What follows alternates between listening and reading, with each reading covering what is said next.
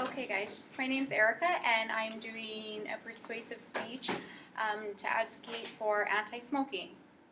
So do you guys know that smoking is the #1 cause of preventable diseases and premature death throughout North America? Coronary artery disease is the leading cause of death, and by no circumstances is smoking is the leading contributing factor to the development of coronary artery disease. Lung cancer is among one of the most prevalent forms of cancer throughout North America for both men and women. In men, over 90% of lung cancer cases are caused from cigarettes, and the percentage in women is approximately 80%. The need for cigarette cessation is not a topic that is not well known. However, it is a topic that people tend to just banish out of their minds because they think it can't happen to me. These statistics mentioned prior in my speech are proven by Statistics Canada. Throughout the research conducted by doing an audience survey, it was found that these statistics are known by many. However, many people, like I said earlier, tend to erase them from their mind. Last year, my father was taken from me as he had smoked all of his life, and the diseases caused by the cigarette smoke had totally incapacitated him. The memories I have of watching my father spend his last months in excruciating pain and turmoil are things that will never be erased from my mind. I am not here to tell you to feel sorry for me or for him, and therefore have this to persuade you to quit smoking. I am here to make the effects of smoking become more than statistics and for you to see that it is the reality of things. Can I have a show of hands of how many people have tried smoking? Okay, thanks for your honesty. Can I now have someone share with me how many chemicals they think are in a cigarette? No, you are right.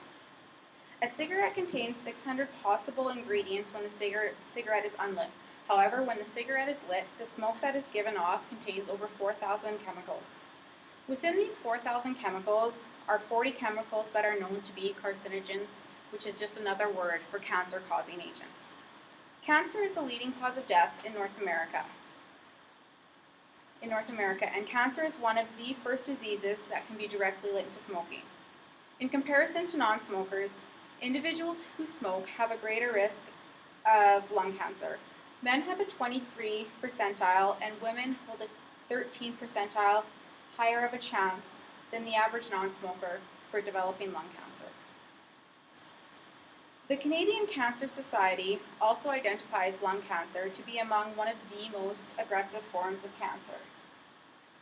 Statistics show that approximately 13,000 cases for men and 12,000 cases for women are diagnosed each year. The lung cancer tends to be the most aggressive, meaning that it causes the most deaths for men around age 56, and for women it's around 39. Out of the 13,000 men and 12,000 women that are diagnosed with lung cancer each year, only 13% of men and 19% of women will walk away from the disease. For the smokers in the crowd, what was the main reason that you guys started smoking or tried smoking? Just another magical imagination.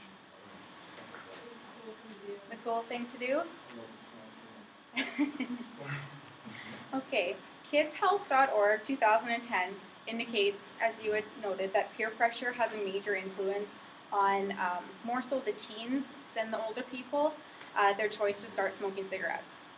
Many teens who start before the age of 18 do so to be in the in crowd and because it's the cool thing to do and it supposedly makes them look good. However, the long-term consequences of smoking on appearance does the exact opposite of making a person attractive.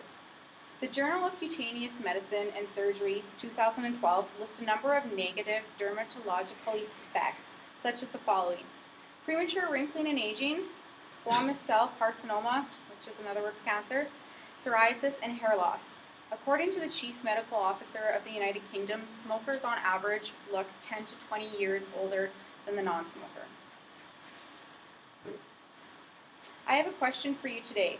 Have you ever pictured what your life would be like if smoking hadn't affected you in one way or the other? Let me paint a picture for you.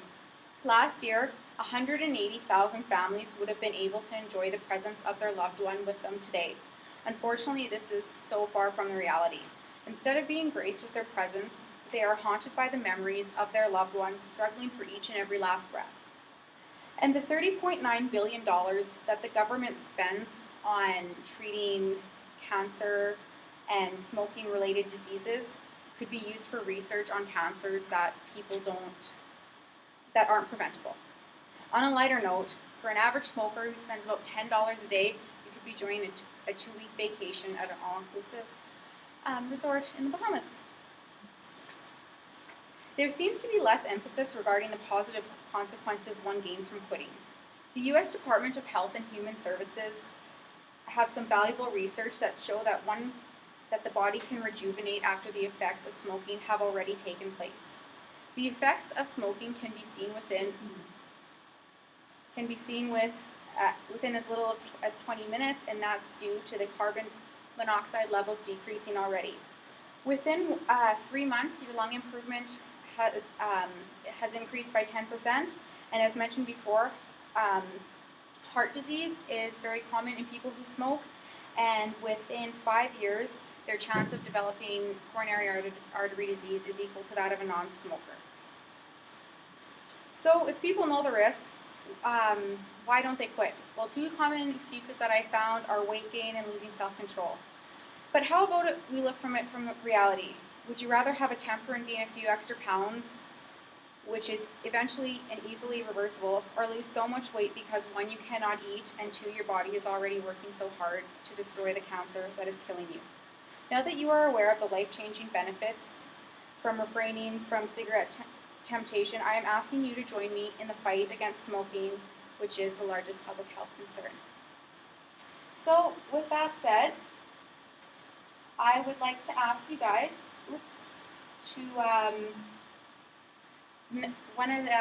a loved one or a friend that you see, if you could go and take away one of the statistics that I told you guys and just make them aware of that, and hopefully with that we can at least create some kind of an increased awareness about smoking. And that's that.